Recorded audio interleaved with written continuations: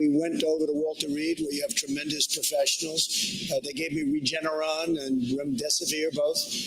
And all I know is I felt good the following day. I felt really good. Did the doctors ever tell you that they saw pneumonia on your lung scans? No, but they said the lungs are, a little bit different, a little bit perhaps infected. And infected with? I don't know. I mean, I didn't do too much asking. I really felt good. I didn't have much of a problem with the lungs. I did have a little bit of a temperature.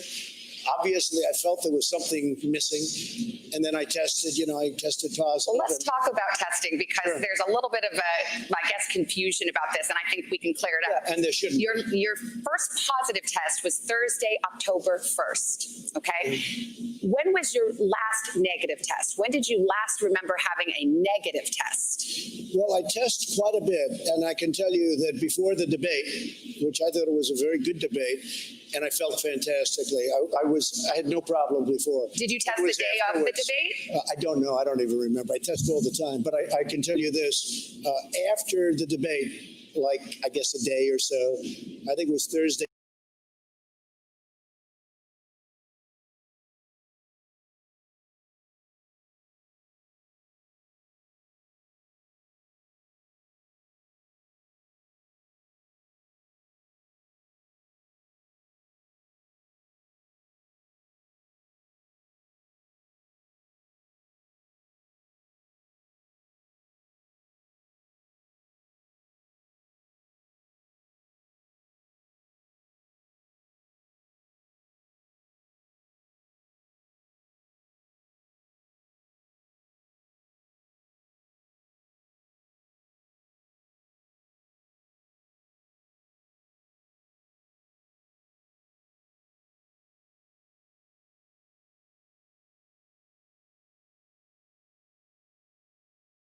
Possibly I didn't, but the doctor is very accurate information, and it's not only that doctor, it's many doctors. The one thing, if you're president, you have a lot of doctors you're surrounded by, but I was in great shape for the debate. And sometime after the debate, I tested positive. Let's talk about... That's when they decided to let's go. Okay, good. I hopefully provided some clarity for folks. Let's talk about the event that was held at the White House on the Saturday before you tested positive. Subsequent to that, 13 people connected to that event tested positive. There was an outdoor reception. You've seen the pictures. There was an indoor reception. People were not wearing masks. My question to you is, at this point in the pandemic, knowing what we know, shouldn't you have known better? Shouldn't the White House know better than to hold an event like that? Well, they do a lot of testing in the White House. They test everybody, including me, but they test everybody. And something happened. But as far as the mask is concerned, I'm good with masks. I'm okay with masks. I tell people wear masks. But just the other day, they came out with a statement that 85% of the people that wear masks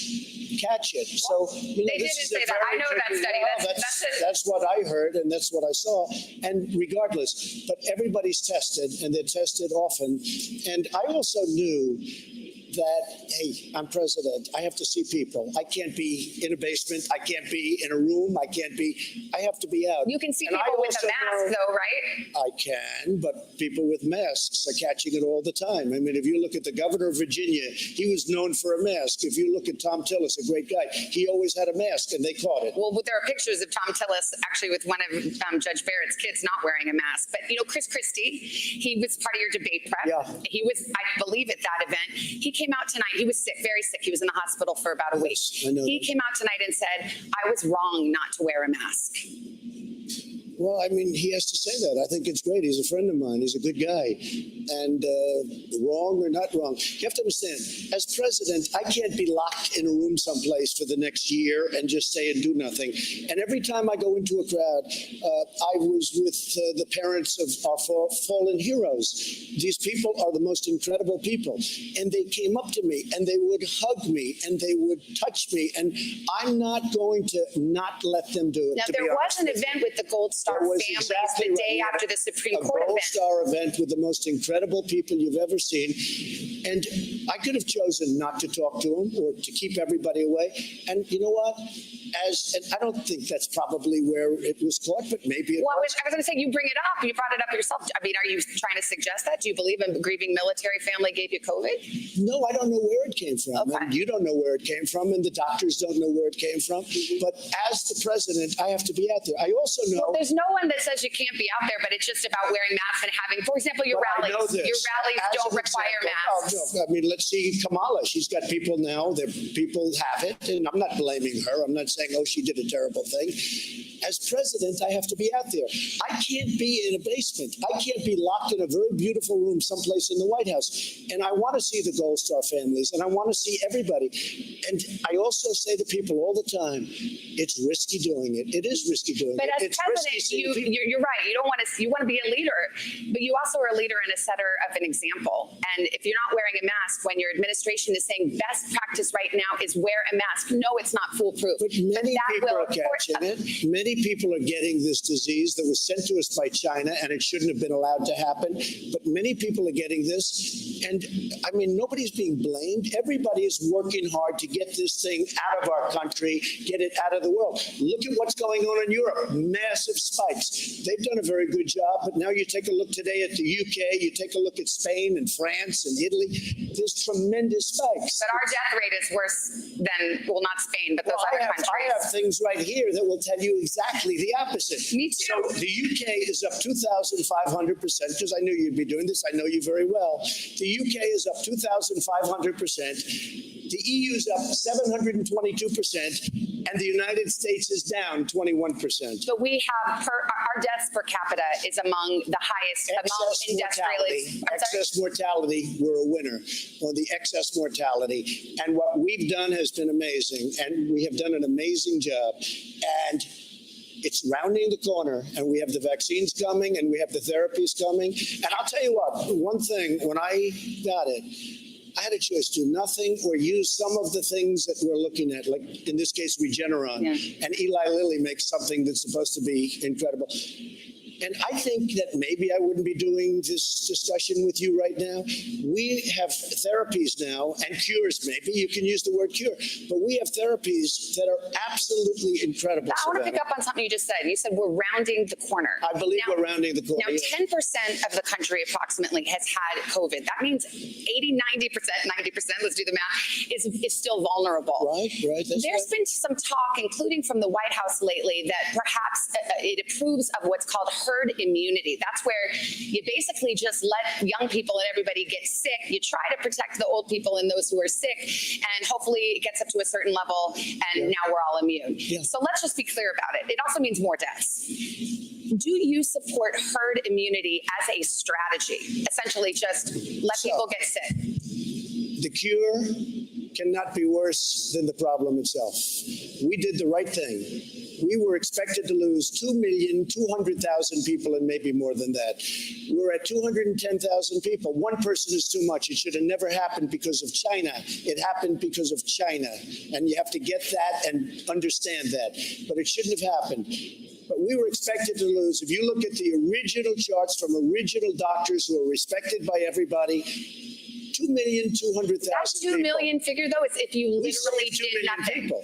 The 2 million figure is if you did absolutely nothing, it would be 2 million. If The we- question is, if we did- should the deaths be better than 200,000 when I don't relative to the know. rest of Let the me world tell we you have a what is worse happening. death rate? I left North Carolina, which I love. I left Pennsylvania. We won a big case in Michigan because that governor has a lockdown where nobody but her husband can do anything. He can go voting and do whatever he wants, but nobody else can. The fact is we're winning all these cases because it's unconstitutional what they're doing. And I think they're doing it for political reasons. But the fact is the cure, you can't let this continue to go on with the lockdowns. Well, most and I of the believe states- that on November 4th, you're going to have a lot of these governors. Look at what's happening to New York. New York is a mess. They lost almost 40,000 people. They have a lockdown like you've never seen. Now they're open. It's like a ghost town. Let's get Steve. And so on, it's very important. People are leaving New York by the thousands. And you're going to have a hard time ever building it up again. That cure, that so-called cure that you talk about, it can't be worse than the problem. The problem is a bad problem. We've got more questions on COVID, so let's drop it for now. We were supposed to, as mentioned, be watching you on a debate stage right now. We're not doing that, so let's clear up a few things from the last one. You were asked point blank to denounce white supremacy. In the moment, you didn't. You asked some follow-up questions. Who specifically? A couple of days later, on a different show, you denounced white supremacy. No, my question to you is, you've done this to me and everybody. Why does it seem like I denounce white supremacy? Okay, you did 2 days later. White supremacy for years, but you always do it. You always start off with a question. You didn't ask Joe Biden whether or not he denounces Antifa. I watched him on the same basic show with Lester Holt, and he was asking questions like Biden was a child. So this is a little bit of a dodge. Are you listening? I denounce white supremacy. Okay. What's your next question? Do you feel, it feels sometimes you're hesitant to do so, like you wait a beat. Here we go again. Every time, in fact, my people came, I'm sure they'll ask you the white supremacy question. I denounce white supremacy. Okay. And frankly, you want to know something?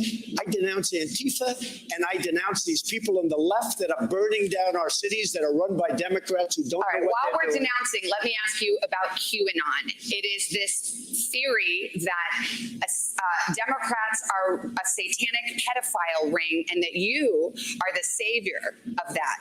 Now, can you just once and for all state that that is completely not true and disavow QAnon in its entirety? I know nothing about QAnon. I just told you. I know very little. You told me, but what you tell me doesn't necessarily make it fact. I hate to say that. I know nothing about it. I do know they are very much against pedophilia. They fight it very hard, but I know nothing about it. They believe it is a satanic cult run by the deep state. The subject. I'll tell you what I do know about. I know about Antifa, and I know about the radical left, and I know how violent they are and how vicious they are, and I know how they're burning down cities run by Democrats, not run by Republicans. Senator Ben Sass said, quote, QAnon is nuts, and real leaders call conspiracy theories conspiracy theories. Why not just say it's crazy and not true? He may be right. I just don't know about QAnon. You do know. I don't know. No, I don't know. I don't know. Let me ask you another thing. Let's waste a whole show. You start off with white supremacy. I denounce it. You start off with something else. Let's go. Keep asking me these questions. I do have one more. Let me just tell you what I do hear about it is they are very strongly against pedophilia, and I agree with that. I mean, I do agree with that, and I agree with it. But there's not a satanic pedophile cult. No idea. I know nothing You don't know that? Okay. No, I don't know. Just this week. Do you know that? Okay, just this week Why aren't you asking me about Antifa? Why aren't you asking me about the radical left? Because you're why volunteering. aren't you asking Joe Biden questions about why doesn't he condemn Antifa? Why does he say it doesn't exist? Because you're here before me. No, it's so cute.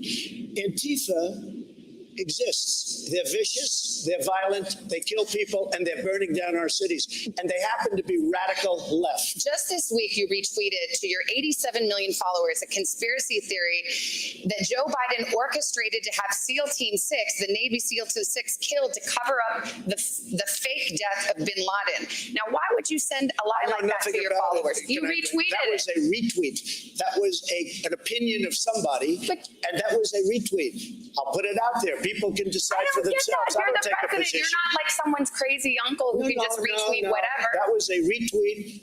And I do a lot of retweets. And frankly, because the media is so fake and so corrupt, if I didn't have social media, I don't call it Twitter, I call it social media, I wouldn't be able to get the word out. And the word is and you know what the word is? The word is very simple.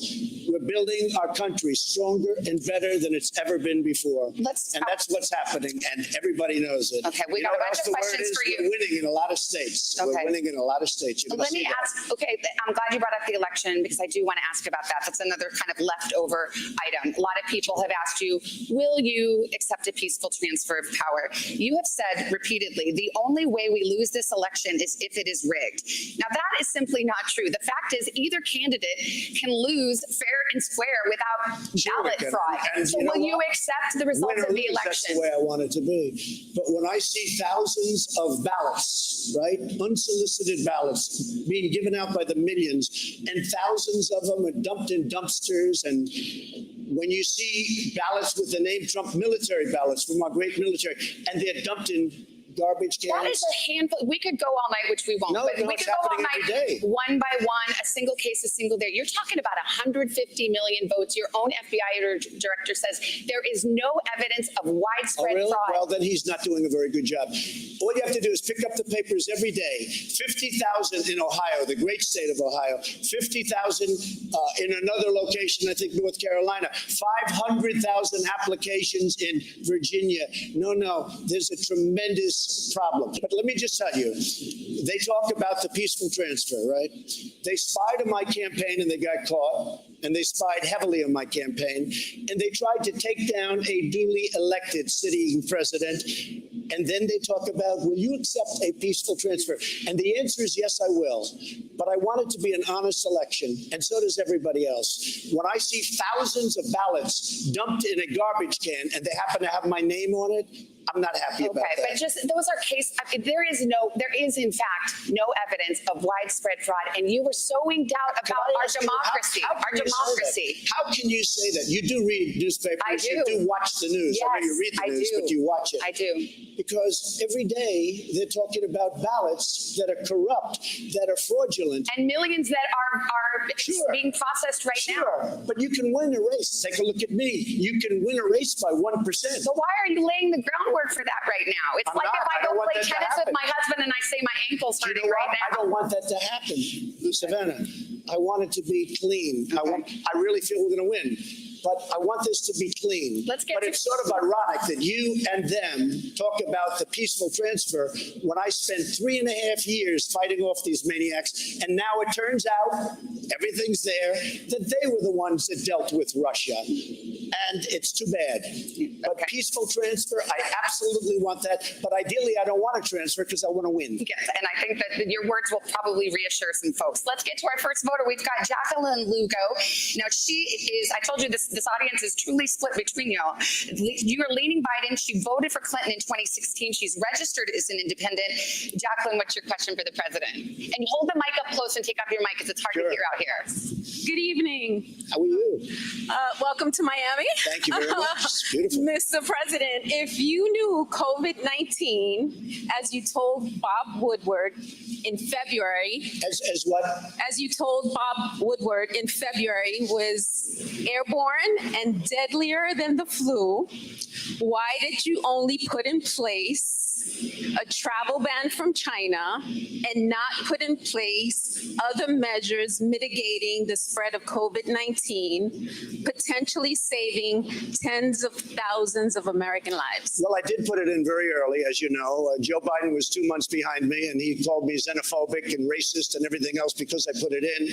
And it turned out that I was 100% right. I also put it on Europe very early because I saw there was a lot of infection in Europe. And it's sort of an amazing question, and I appreciate the question and respect the question, but the news doesn't get out the right answer because I put on a travel ban far earlier than Dr. Fauci thought it was necessary, who I like, far earlier than the scientists. I was actually the only one that wanted to put it on, and I did it actually against the advice of a lot of people, including Nancy Pelosi, who had no clue what she was doing, and Biden. When I put on the travel ban, I put it on in January, the end of January. When I put on the travel ban, Joe Biden and others said, this is ridiculous. You don't do that. Well, Dr. Fauci said I saved thousands and thousands of lives. Did you? I was early. I was extremely early when I put on the travel ban. Can I ask you, did your national security advisor on January 28th in the Oval Office warn you that this would be the greatest national security risk of your administration? He didn't say it, or you don't remember?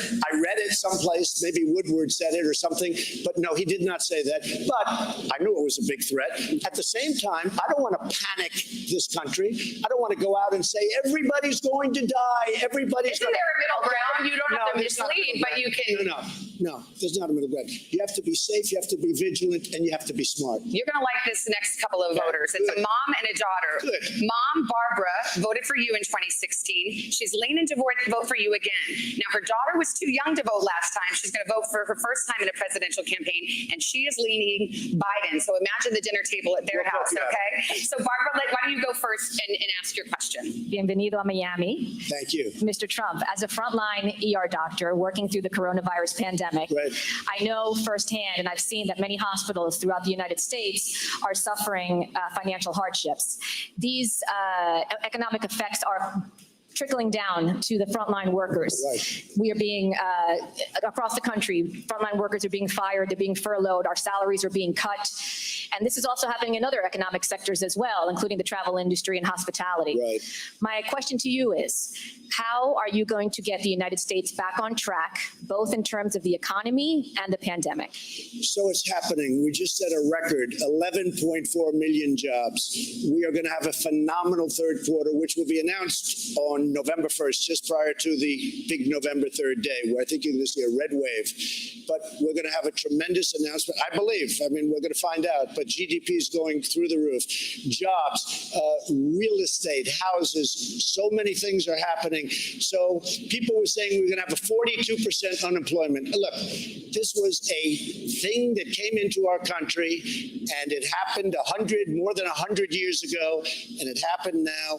They were talking about a 42% unemployment Who rate. was talking It about came that? out- I heard It just came 20%. out at 7.8% unemployment, and people can't even believe it. Our economy is going to be next year, if we don't have somebody that raises taxes and quadruples taxes, which they want to do and kills everything, our economy is going to be phenomenal next year. We're going to have a phenomenal, and I'll tell you, Savannah, we had the greatest economy in the history of our country last year, including the state of Florida, where we are now, and Pennsylvania, and North Carolina, and Ohio, every place. We had the greatest economy we ever had. We had to close it down. We saved 2 million lives. We're opening it up. We have a V shape, and it's coming back. It's coming back very fast. One other thing, we really helped the hospitals. We've sent billions and billions of dollars to the hospitals. In addition, hundreds of millions of masks and gowns, and we went into the ventilator business because this country was not equipped with ventilators. And I'm not blaming anybody for it, but we're now making thousands of ventilators a month, and we have all we can use. We're sending them all over the world because the world needs them. So they've worked very hard and really very, very effectively. Thank you. Great question. Let's talk to Isabella. Put the mic close to your mouth. Okay, go ahead. Mr. President, my parents are, as you heard, both frontline healthcare workers, and I've seen the physical and the mental tolls that this pandemic has taken on them firsthand, as well as the exacerbation of coronavirus due to Americans who are not wearing masks or participating in social distancing. After contracting COVID-19 yourself, has your opinion changed on the importance of mask wearing? No, because I was okay with the masks. I was good with it, but I've heard many different stories on masks. I mean, I had, being president, you have people, they bring meals, they bring this, and I had an instance recently where a very wonderful person is bringing me a meal, and he's playing with his mask, and he's touching his mask all over the place, and then he's bringing a plate in, and I'm saying, well, I don't know if that's so good. I mean, the good news, I didn't eat it, okay? I decided not to eat it. This was a month ago, but look, you have on the masks, you have two stories. You have a story where they want, a story where they don't want. I am all for it. I don't get that, because it's just all of your public health officials, your administration, they're in unison about this. No. They're all in unison about it. The University of Washington, which is they have a model that your coronavirus task force relies on, says that if everyone wore a mask, you could cut expected deaths in half. And then you have other people 60,000 that lives. disagree. Well, what does that mean? Scott Atkins, if you look at Scott, Dr. Scott, he's from great guy, Stanford. He will tell you He's that not he an disagrees infectious with you. disease expert. Oh, I don't know. Look, he's an expert. He's one of the great experts of the world. But I don't get it, because you have so much power and influence as president. I'm You all could for go it. to you could By the way, require it at your rallies, I and never you could said don't wear say, it. everyone put on a mask right now. And the University of Washington says you would Savannah, save lives. University of Washington, then you have other places say different things. You have a lot. Hey, Dr. Fauci said don't wear a mask, right? At first, but then everybody agreed. No, I don't know that he changed his mind. But then you have a report coming out 2 days ago that 85% of the people wearing masks. I looked at that report. It's not about mask wearing. It was neutral on the question of Savannah, masks. we're on the same side. I say wear the mask. I'm fine with it. I have no problem. We're on the same side. Let's take a break. We're going to get more questions right after this.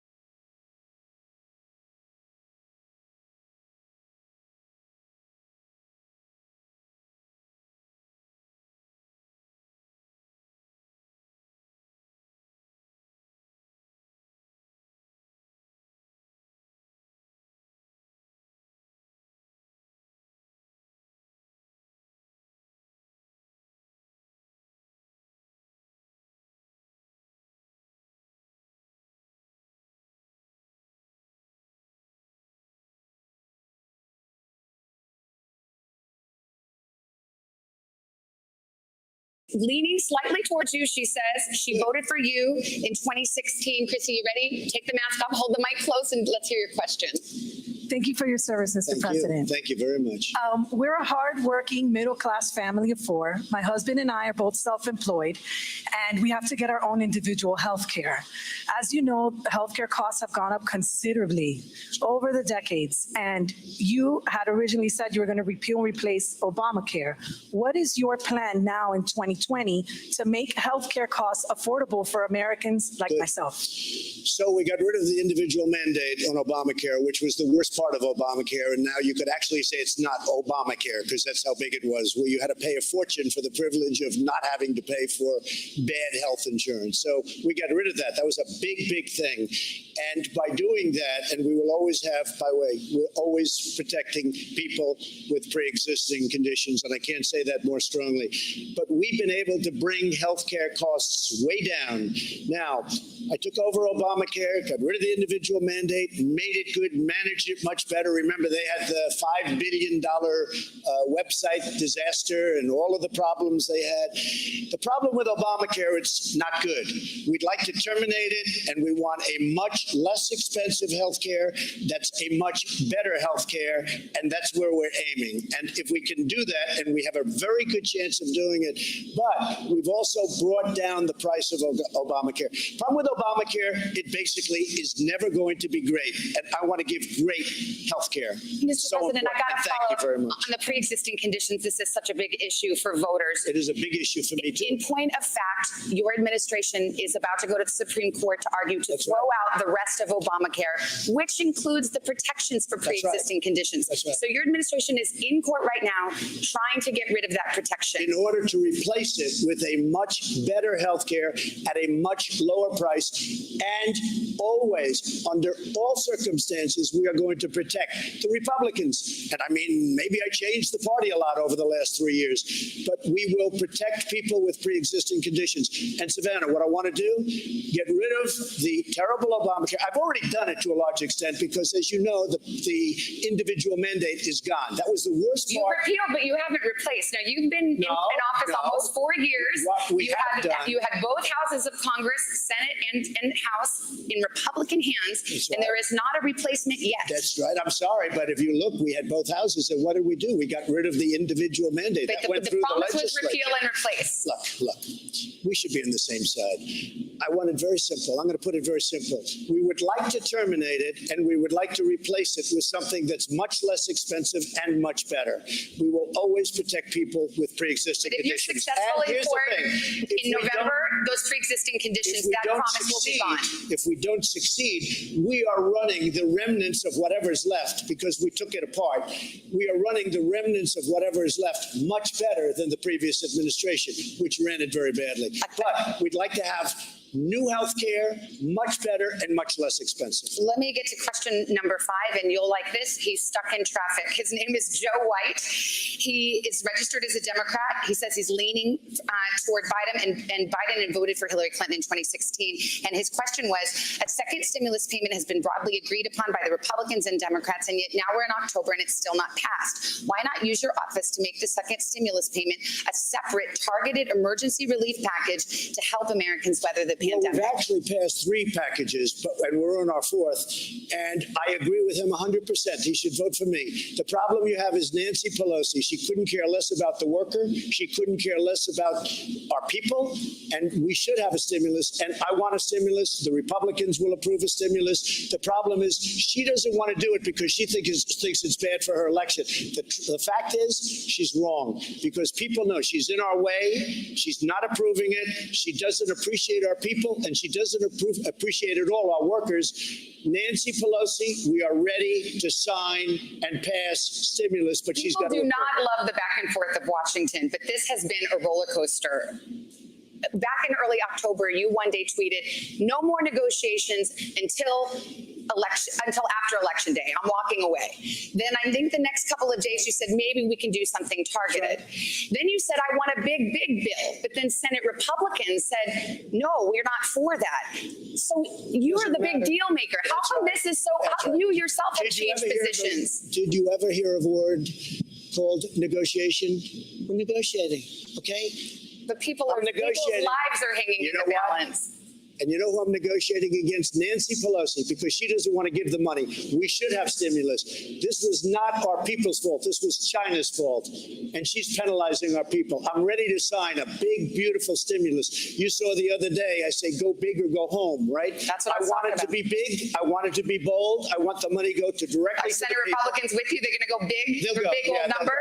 They'll go. They're going to be Okay, very but so happy. far they have not I said know, they because would. I haven't asked them to, because I can't get through Nancy Pelosi. Okay. If Nancy Pelosi and I, through my representatives or directly, I don't care, if we agree to something, the Republicans will agree to it. Okay. Our next question comes from, this is interesting. She voted for Clinton in 2016, but recently changed her registration from Democrat to Independent. She says she's truly undecided. Her name's Becky Lightman. Hello, Becky. What's your question? How are you? I'm great. How are you? Nice to see you. Thank Good you. to see you. So, corporate tax rates are a hot button issue, and you have cut corporate tax rates, and your opponent Joe Biden is planning to raise them. Right. A lot of Americans think that corporations don't pay their share of taxes and want to see those tax rates increase. What do you say to those Americans to maybe tell them why you want the corporate tax rate lower and why that helps them? It's a great question. We've created more jobs than this country has ever created. We're up to 160 million jobs. We were never even close to that number. We were just hitting 160 million jobs. Companies are pouring into our nation because of the tax rate. And if Biden comes in and raises taxes on everybody, including middle income taxes, which he wants to do, you will blow this thing and you'll end up with a depression, the likes of which you've never had. That's what's going to happen. We have something that's really good. The reason we're coming back so strong is because we built a very strong foundation. Companies are moving in. Car companies are moving into Michigan, into Ohio, into South Carolina and North Carolina just today. So what's happening is they're coming in because we reduced the taxes. Our corporate taxes were the highest in the world, and now they're among the lower taxes. They're not the lowest, but they're among the lowest. And what that means is jobs. But also, we're doing a very big, and we've done a very big middle-income tax package. So if we get in, we're going to do the middle income tax package. But it's a great question. And if he comes along and raises rates, all those companies that are coming in, they will leave the U.S. so fast your head will spin. We can't let that happen. On the subject of taxes, as you know, the New York Times has obtained, it says, years of your tax returns, among other things. It says that you have debts of approximately $421 million that you have personally guaranteed and that will come due in the next 4 years. The question is, on behalf of voters, who do you owe $421 million First of all, to? let me answer. What they did is illegal, number one. Also, the numbers are all wrong with the numbers they released. And just so you understand, when you have a lot of real estate, I have real estate, you know a lot of it, okay? Right down the road, Doral, big stuff, great stuff. I'm very when I decided to run, I'm very under-levered, fortunately, but I'm very under-levered. I have a very, very small percentage of debt compared, in fact, some of it I did as favors to institutions that wanted to loan me money. $400 million compared to the assets that I have, all of these great properties all over the world, and frankly, the Bank of America building in San Francisco. I don't love what's happening to San Francisco. Well, do I hear you right? It sounds like you're saying $400 million isn't that much. One of the biggest office buildings. But are you confirming that yes, you do owe some $400 million? What I'm saying is that it's a tiny percentage of my net worth. That sounds like you'll yes. see that soon because we're doing things, we've given, I think it's 108 or 112 pages of financial detail to elections. And, we have to file as the president, as any politician, you have to file. Nobody ever looks at that. When they do, they see how incredible the company is. But more importantly, they see where this debt is. No, I don't owe Russia money. I owe a very, very small, it's called mortgages. Yeah. People have a house. Any foreign bank, any foreign entity? Not that I know of, but I will probably, because it's so easy to solve. And if you'd like to do, I will let you know who I owe whatever small amount of money. I want to say two things. Number one, it's a very small amount of money. Number two, it's very straight. It's very, very straight. But it's a tiny percentage of the worth. Did you ever hear the expression underlevered? Yeah. I'm extremely underlevered. Well, here's the thing. You could clear this up tonight by just releasing your tax returns yourself. I mean, that's what I question. I think people are just wondering, As you know, you're I'm the under only. audit. It turned out that I am Yes, under but audit. the They actually, IRS says you excuse me, are. no, but you The accused IRS says that doesn't stop you But from you releasing. accused me of not being under audit previously, and I so did did not. other people at NBC, and I am under audit. You So are. that was solved. That's good. I am under audit. No person in their right mind would release prior to working out the deal with the IRS. And I'll go a step further. I'm treated very badly by the IRS. They treat me very, very badly. You have people in there from previous administrations. They treat me very badly. But we're under audit. It's very routine in many ways, but we're under audit. They like to change the game, change the rules, do everything. You saw what they did with the Tea Party people. You saw what they did with the But religious to be group. clear, there is no law or rule that prohibits you from releasing your tax No, returns. except common sense and intelligence and having lawyers that say, because I would love to release them, and as soon as we come to a conclusion, I will release them, and very gladly. But if you go to elections, and if you take a look, you'll see 112, I think it's 112. It talks about the income, which is rather massive. It talks about all of the properties. They have them listed. You can never learn more. But you know what happened? People went there. All the reporters went. There was like a feeding frenzy. This was originally when I filed it. And I filed it every year. I update it every year. My son is here. They run the company. I don't run the company. It also says that you know, paid $750 in taxes in the year you were elected. Is that that's true a or not? statutory number. It's a statutory. But It's is not that true? I think it's a filing number. You pay 750. It's a But is filing that or a all you filing paid? fee. Because most people here probably No, paid I more. don't know. I can tell you this. If they have my tax returns, as you know, they have to go to jail. It's illegal. But their numbers were wrong. But let me tell you what else. I don't owe money to any of these sinister people. This has been going on for years now. Russia, Russia, Russia. It turned out to be a hoax. And it turned out to be that Hillary Clinton and the Democrats were dealing with Russia, not me. It's a whole hoax. So I would not mind at all saying who it is, but it's a very small. When you look at vast properties like I have, and they're big and they're beautiful and they're well located, when you look at that, the amount of money, $400 million, is a peanut. It's extremely underlevered. And it's levered with normal banks. Not a big deal. All right, let's take a break. We'll get more voter questions right after this.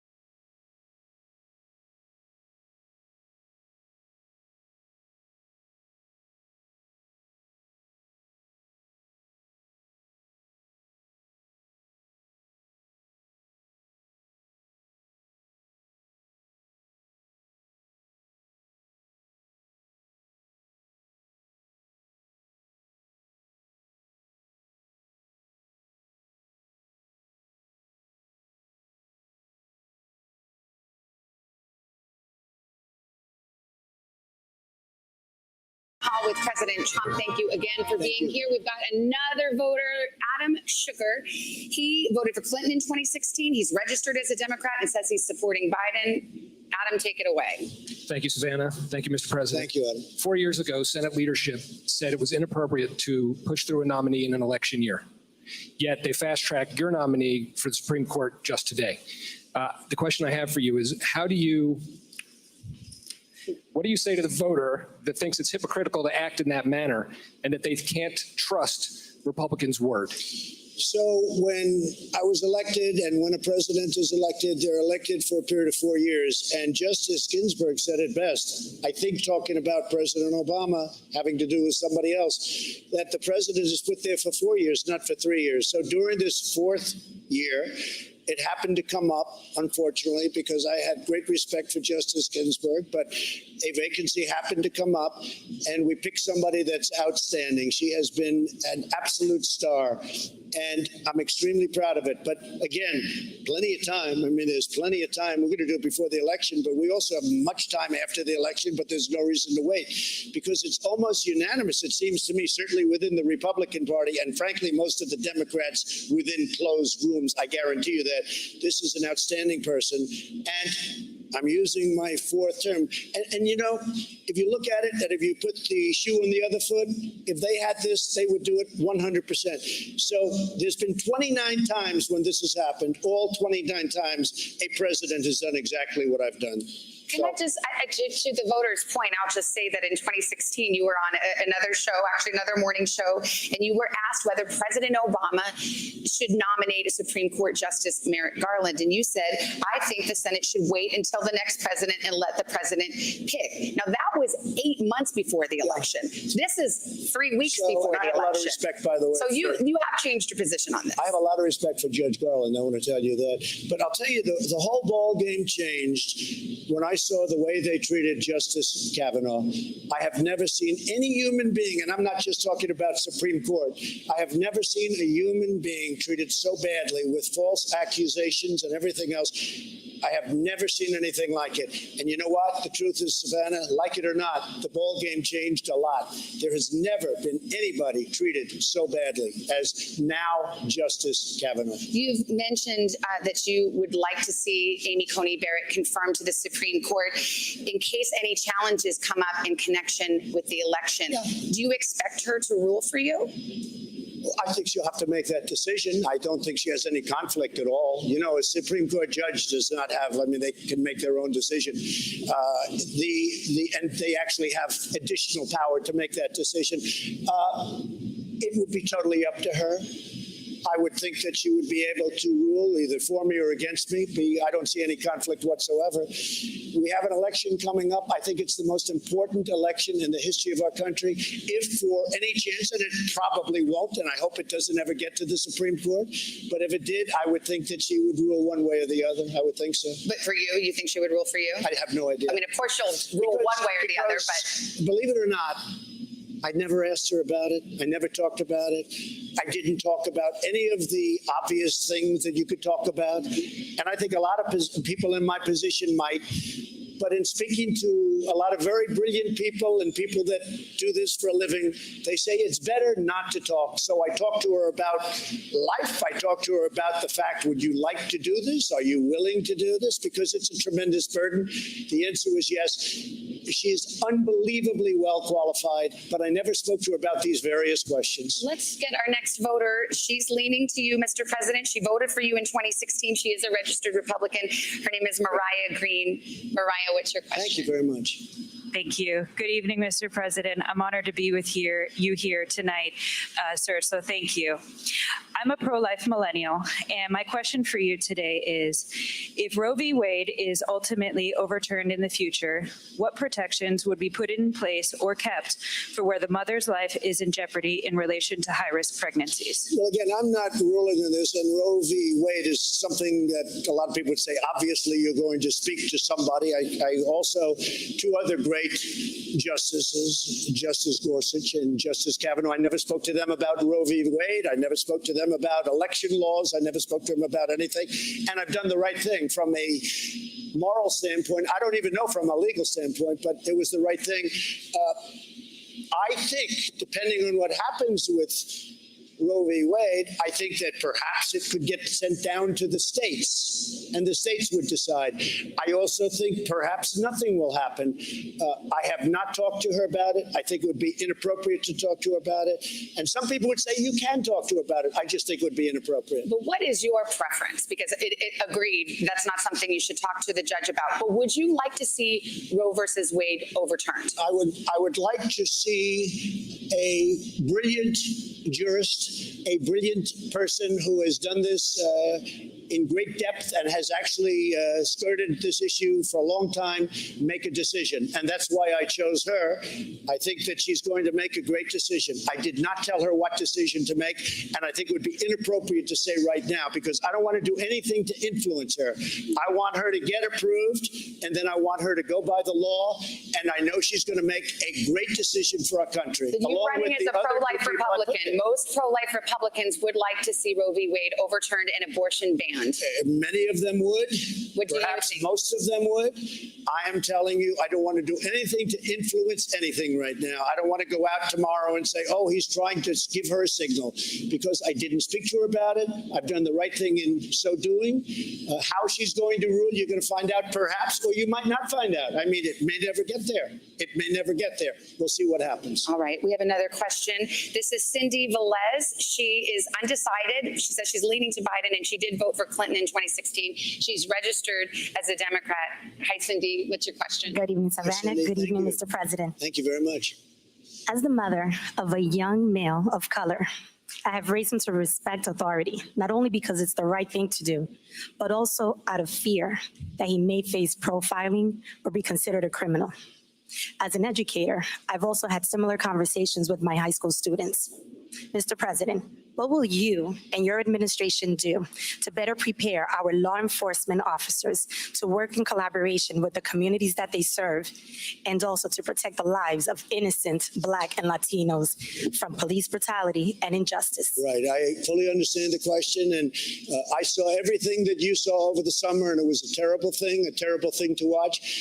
We were very strongly, we have a senator named Tim Scott from South Carolina. He came up with a bill that should have been approved. It was great. It was a bill that was strong in terms of law enforcement and strong in terms of enforcing the proper thing and doing the proper thing by law enforcement. And the Democrats just wouldn't go for it. They wouldn't go for it at all. And I don't know why, because it was a really great bill. But I do have to say this.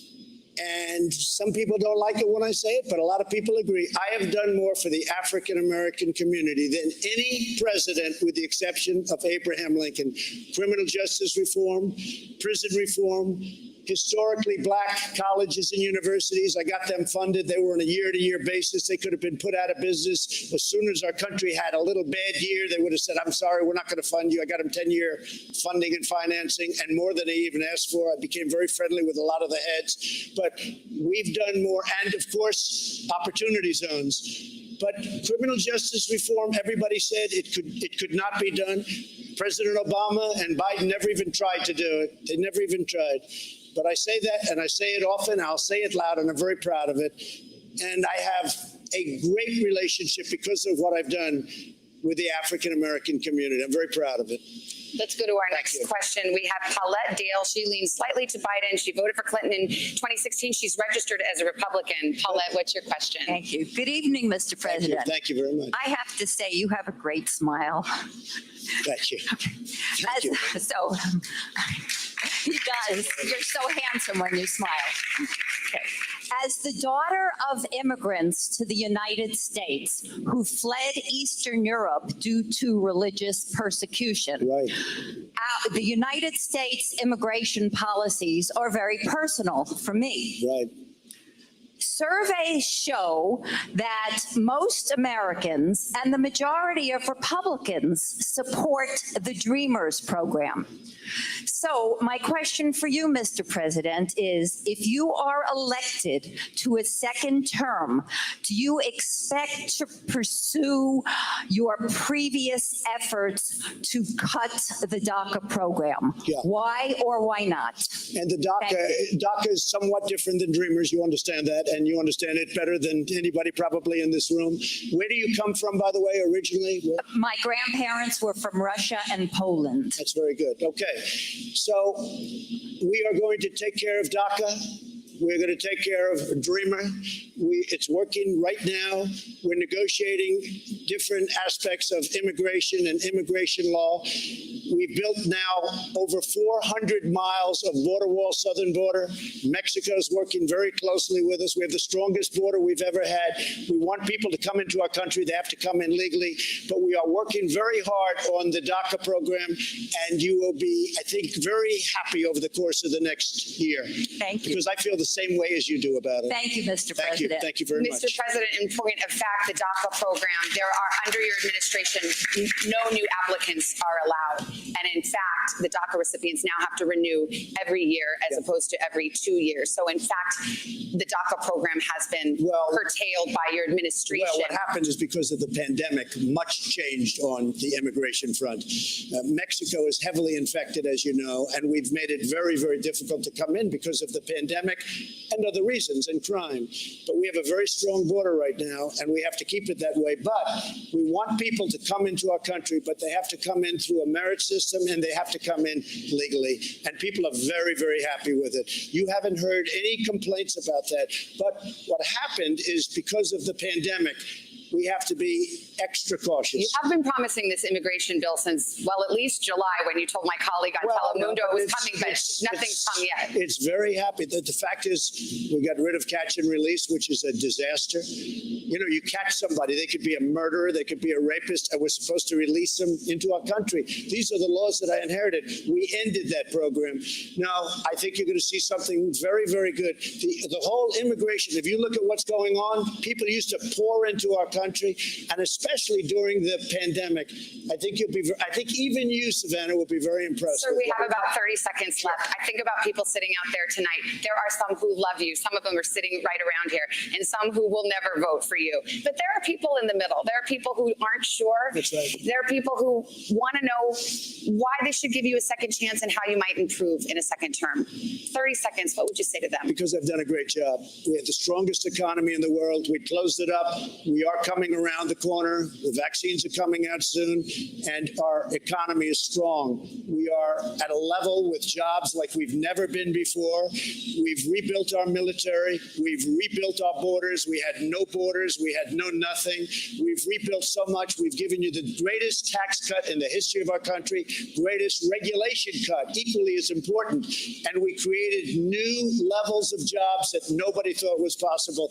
And next year is going to be better than ever before. I got to leave it there. I got a wrap from the control room. Mr. President, thank you for your time. Thank you for listening to the voters' questions. That concludes our town hall. We do want to thank the president again, as well as our audience in hot Miami and all of you watching at home. And a reminder, Donald Trump and Joe Biden are scheduled to meet in person a week from tonight in Nashville, a second and final presidential debate moderated by our own Kristen Welker. Have a good evening, and thanks for being with us.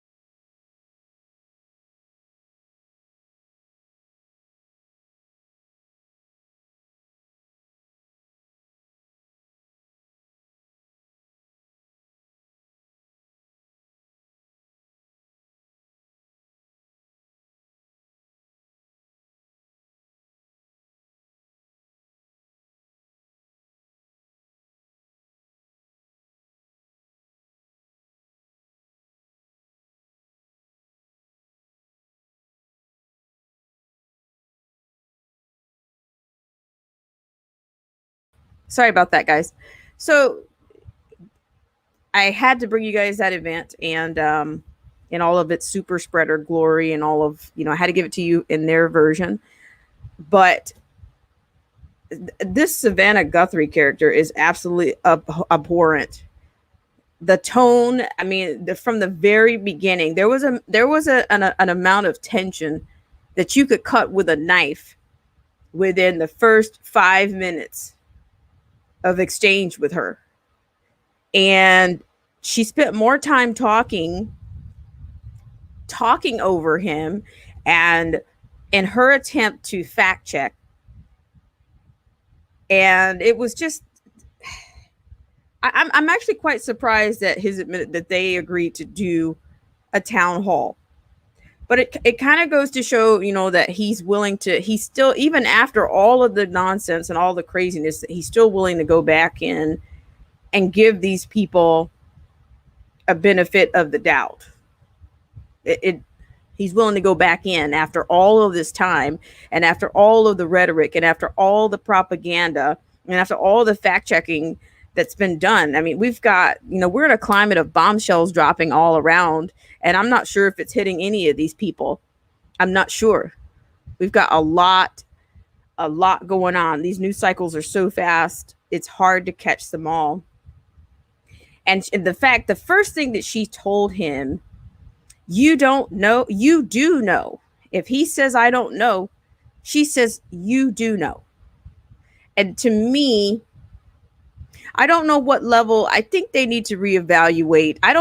The way this is going down, my friends, I don't see us having a dignified, the elections to come, the precedents to come, the way that the etiquette, the way these moderators, these agitators treat him. It's foul. It's dirty. It's dirty. So basically, she's calling him a liar on national TV. She did it so many times. She did it so many times. It's just absolutely staggering, the amount of disrespect. I mean, at times when he's trying to answer a question, he cannot finish the question. He's not even allowed to talk about he's not even allowed to give his own account about his experience with this pandemic. If that's even accurate at this point, if that's the accurate forecast on it. I would think that, even hurricanes get downgraded. They get a level 5, cat 5 hurricane. Eventually it goes down. It becomes a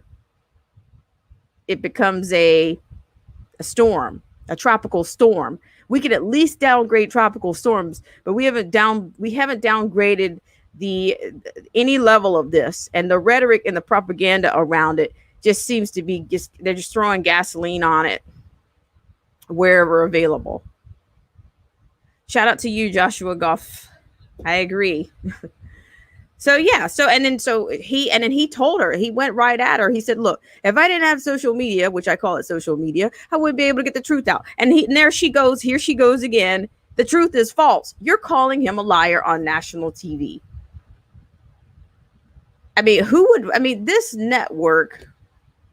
networks are, to me, they're all CFR members. So they absolutely despise any type of American agenda. Absolutely. Even Fox News people, believe it or not. And for you CIA brushing people on the conspiracy, the CFR actually is a full organization, and they have members.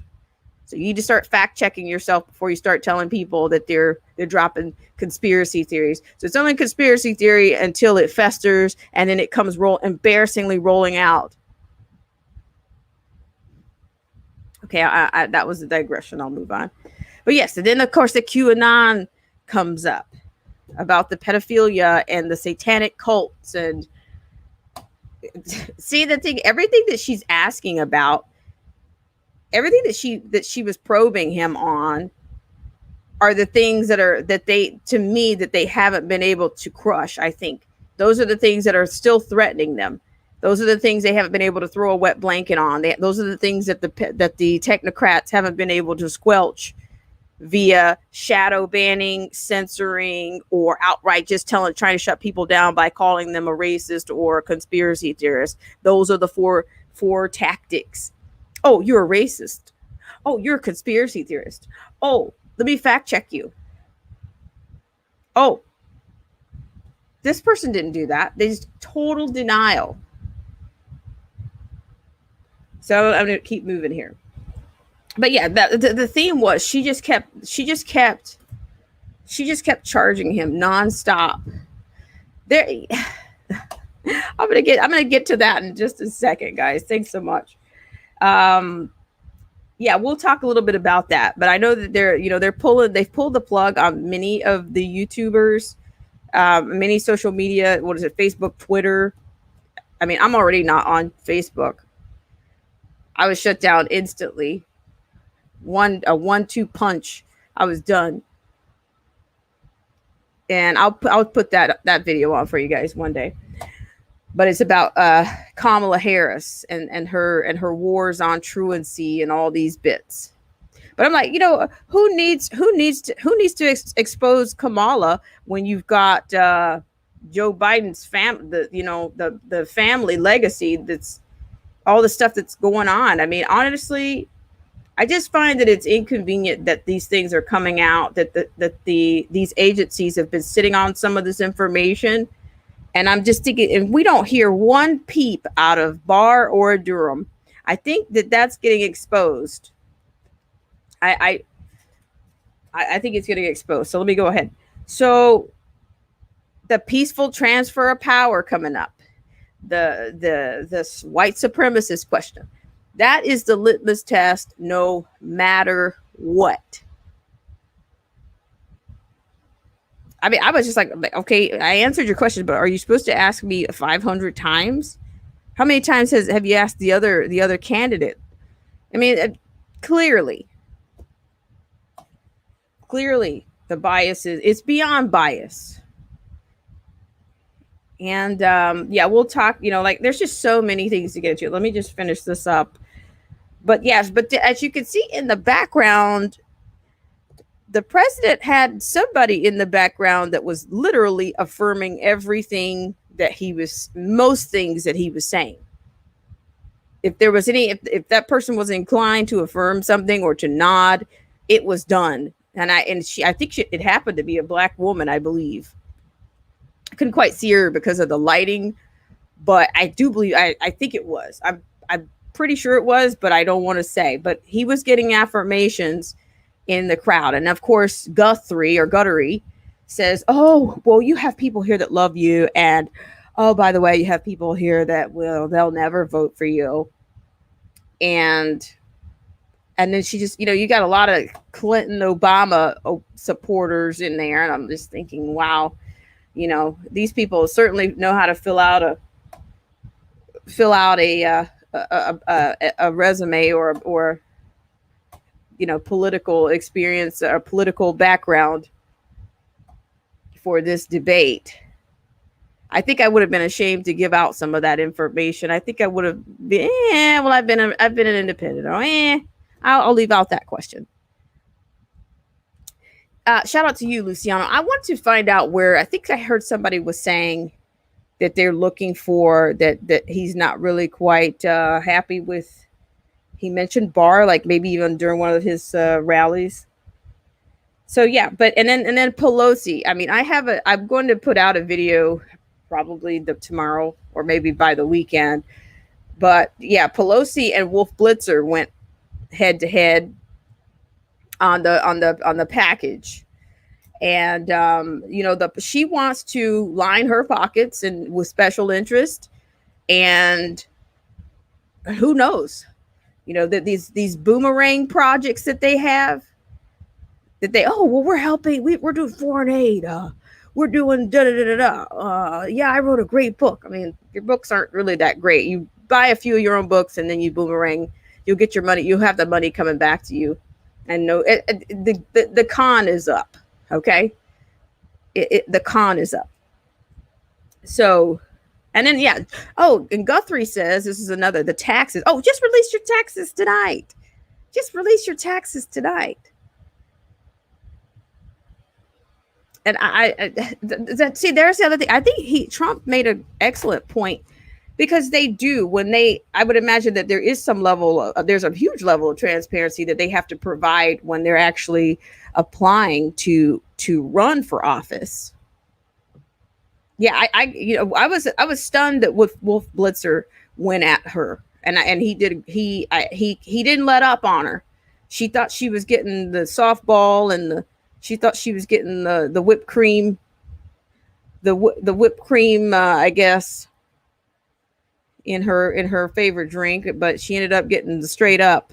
Got a little bit more straight up than I ever anticipated from Wolf Blitzer. So I guess, maybe he's looking for a new job, I guess, after November 3rd. I don't know.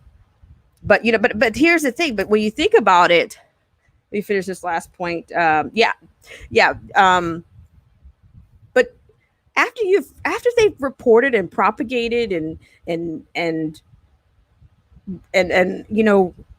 been so the rhetoric, they're running out of material. I mean, you gotta, journalism dies after you can only lie and cycle so many lies, right?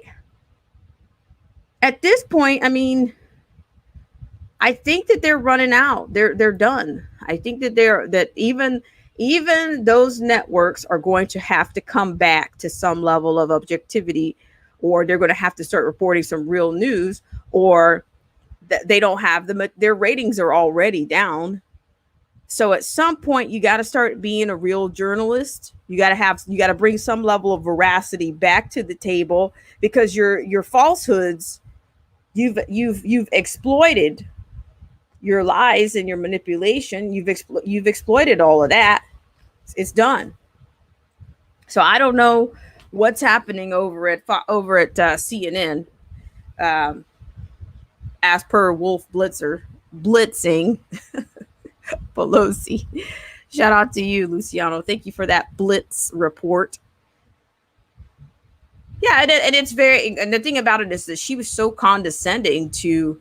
I'm like, Wolf Blitzer, you're giving her due respect, but she's basically telling you.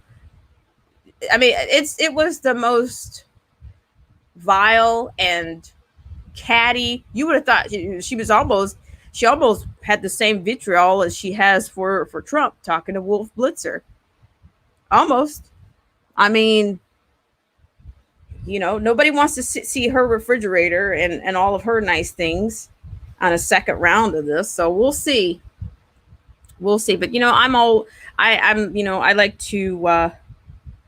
I like to crouch and wait for things to develop a little bit, because as many times, if people, oh, how are you doing? Well, sometimes I just have to tell you it's too early to tell. And to me, that even goes with ACB. Everything, you can check a lot of boxes with anybody. You can check boxes. You can check boxes with something that's shiny and new. But do you really know? Do you really know what the journey is going to look like? Do you know what landmarks you're going to hit? Do you know what bumps you're going to hit? No, you don't. But we'll see. I mean, like I said, I mean, ACB looks conservative, pretty conservative, and she looks like she's got her credentials look impeccable, but you just don't know. Okay. This is not, you have it your way. I don't know about that. So we'll see. Yeah, and then so one of the things I heard him say, shout out to the Definition of Anarchy. Thank you so much for coming in and for all that you do. Shout out to you. Thank you for all your support. And he said, we should be on the same side. Well, I don't think that's possible. We should be on the same side. But she's not. That's not where it is. And I mean, my thing for him is, you're going in the same direction, which we have the final debate, I guess next Thursday with him and Biden. And yeah, it's raining. It's a confluence of things going on. There's a confluence of things being released, but I just think that, that there's just there's too many things that are going on here. And will it receive equal weight? Will it receive equal the priority? How will you prioritize all these things? I have no idea. I just don't see things getting, I think unless they can clean up, and that basically is going to mean emptying Washington would be an empty barrel. I just don't see. I don't see. I mean, I don't know. So there's a much to be desired here in terms of our government and the rulings and the First Amendment, the Second Amendment, the Fourth Amendment. We've got all kinds of things that are going on. They even say the 13th, 14th Amendment. There's all kinds of violations all over the place. And yeah, I mean, even social media, they're doing whatever they're reckless. And I'm not sure. I just think I think they're calling Zuckerberg and they're calling the CEO of Twitter in. So we'll see. It's not new. None of this is new. We'll certainly see what happens. Jack Dorsey, all these people are. But the thing about it is they have been called to the carpet before, and they didn't do. They were called to the carpet earlier in the spring, I believe, and there were 4. There was Twitter, Instagram, Facebook, and even YouTube, I believe. They were all called to the carpet earlier this year. But what changed? I mean, YouTube does its thing, but I think the intensity on the others, it's much heavier. It's much heavier. I mean, I'm not saying that it's perfect on any of these platforms, but I'm saying it's definitely there's a lot to be desired here. And I don't know. I really.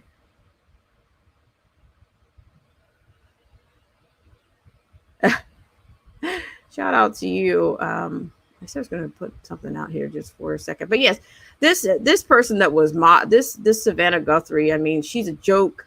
She's vile. She's joke. I mean, but I'm just saying the thing about it is, why is there such a significant difference between even just the countenance and the demeanor and the decorum of people that do these the people on the left, and even just people from the media generally.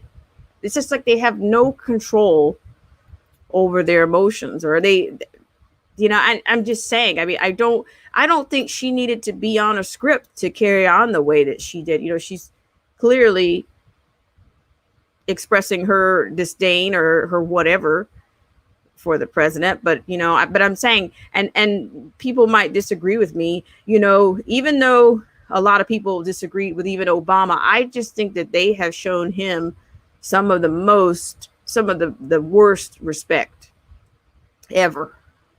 Worst.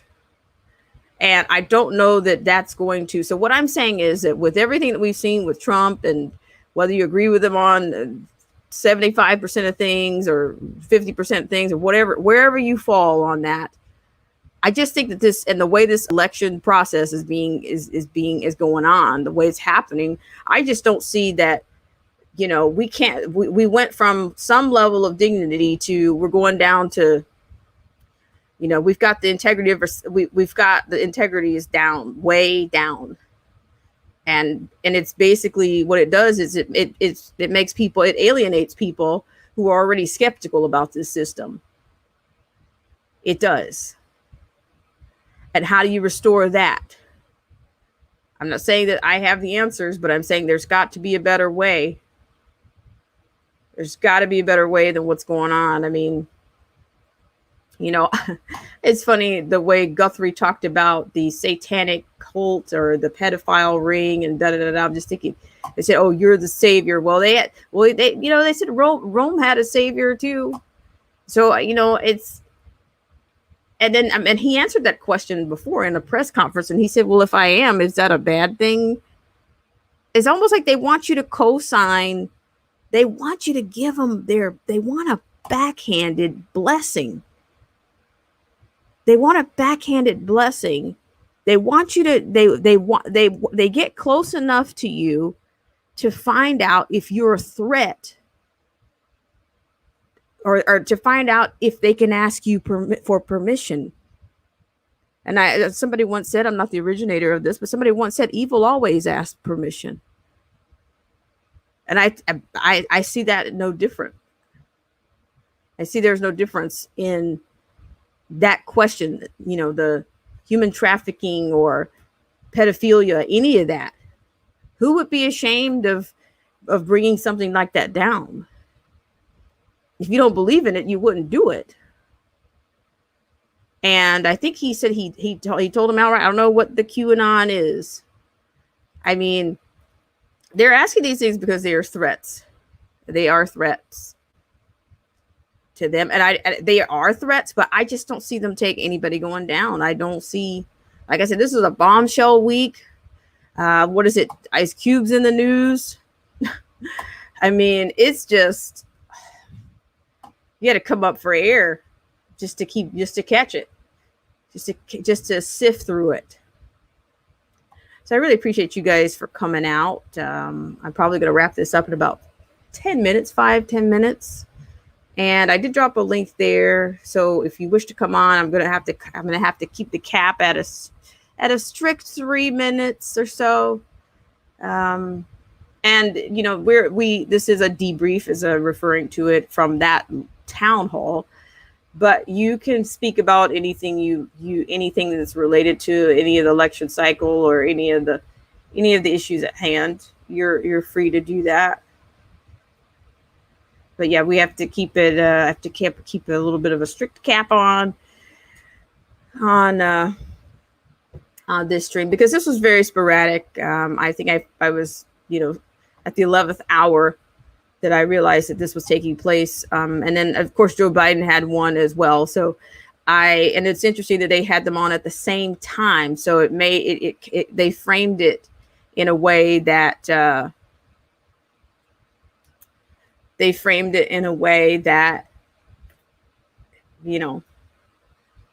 it had to be, you had to choose. So I don't know when people say that they're leaning and they're doing this and they're doing yoga at this point to get to a decision. I think not. I think that's ridiculous. I think that's incomprehensible. Not physically, but yeah. Shout out to everybody in the stream. Luciano says Biden finally admits he's open to packing the courts. You see what I'm saying? And to me, that whole bit is, and that was done, 1936-ish, around the FDR. As you know, they always tell that fairy tale about him, the myth about how he saved and which a whole bunch of government overreach, which is now, and he wanted to pack the courts. But now they want to do the same thing, and that's basically legislating from the bench. For everything that they can't pass through Congress, they want to send it right up to the Supreme Court. And we can't say that's not happening right now, because what was it? The last two rulings was for the LGBT community. I think it was some level of discrimination limitations. And I think there was one other bill, maybe it was even the DACA. And I think what Roberts is always the last one. Hi, DJ. What's going on? Hey, I did have something to say about the this morning.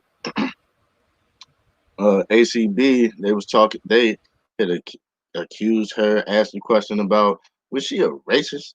Like, it's like, what? I'm trying to figure out how did they even come up with that question, and then they tried to relate it to Trump. Like, what? But and it's interesting that you're saying that you're commenting about that, because they did do that, and They just flat out said, "Are you a racist?" Like, what? With no evidence? I mean, let me put it like this, and this came from a liberal professor of mine. Mm. She said, white people are tired of being told that they are the oppressor.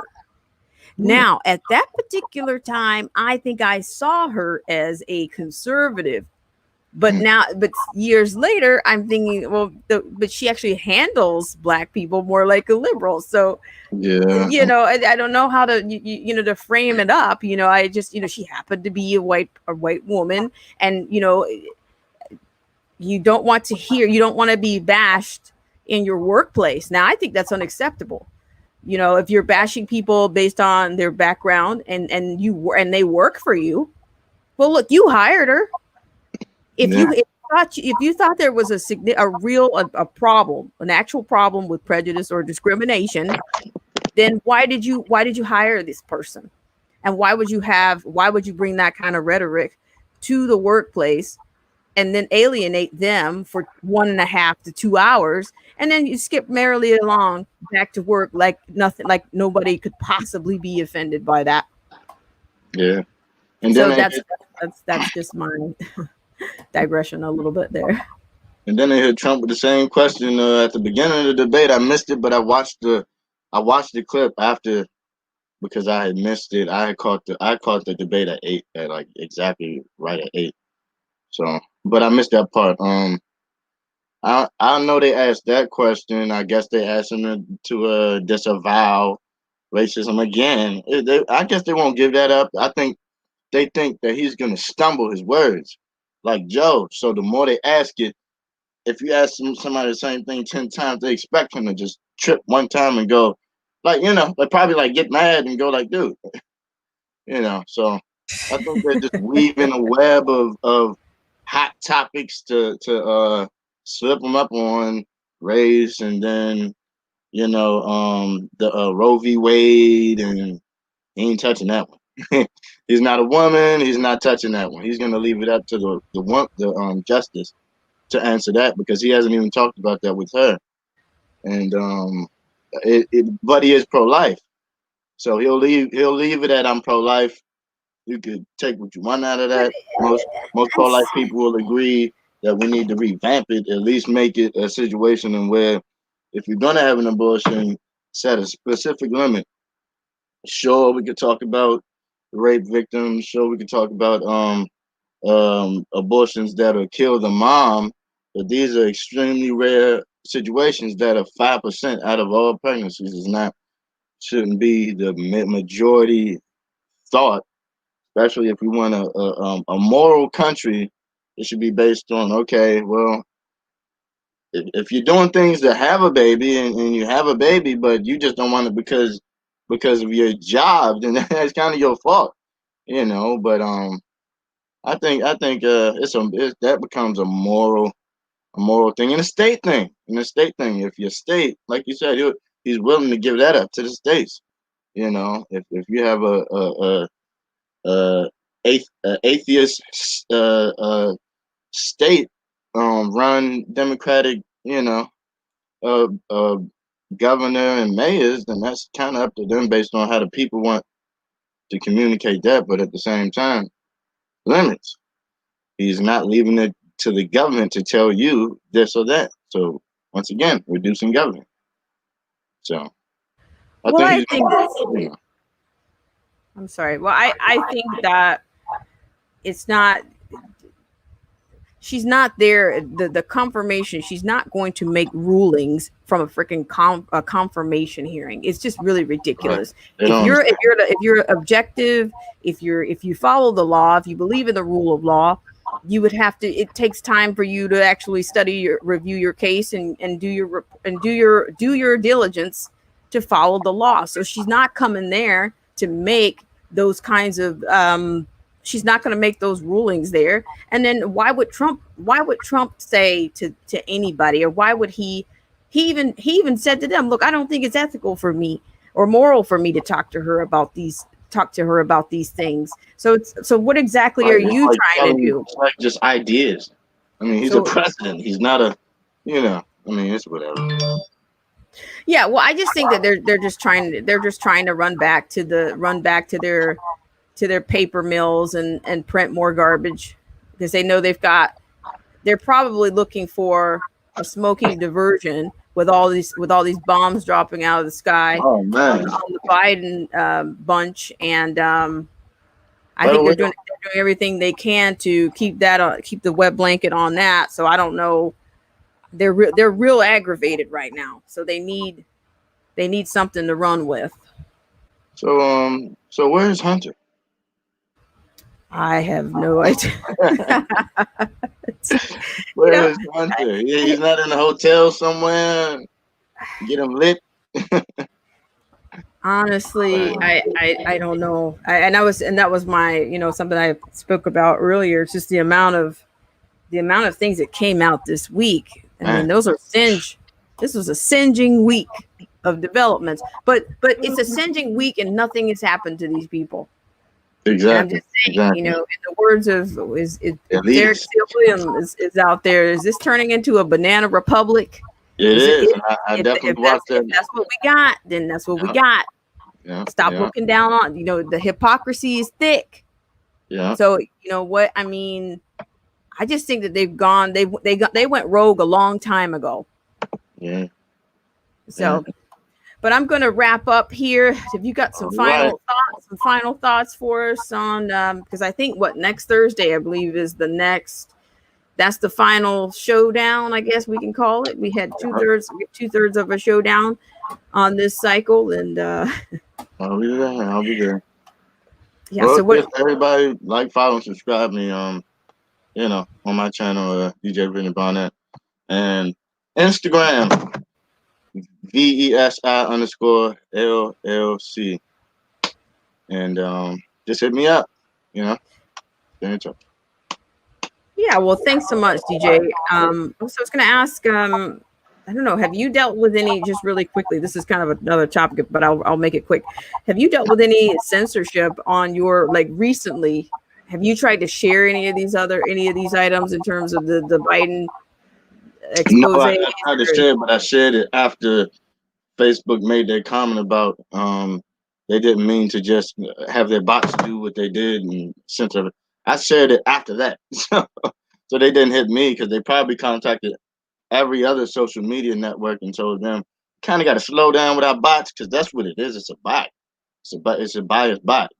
Anybody can create those, but as far as the tech is concerned, no, I did it after they had to apologize for censoring people. That's when I did it.